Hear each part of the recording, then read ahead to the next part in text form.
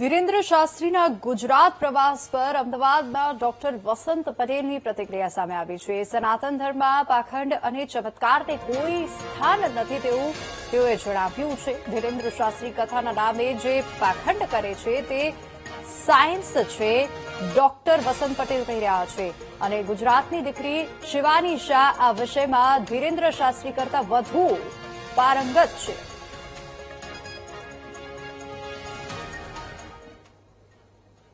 સનાતન ધર્મમાં પાખંડ કે ચમત્કારોને કોઈ સ્થાન નથી અને ધીરેન્દ્ર શાસ્ત્રી કથાના નામે લોકોના નામે ચિઠ્ઠીઓ કાઢે છે, ચમત્કારની વાતો કરે છે.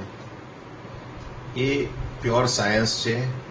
તમે આપણી ગુજરાતની દીકરી છે શિવાની શાહ, એ ધીરેન્દ્ર શાસ્ત્રી કરતા પણ આ વિષયમાં ખૂબ પારંગત છે.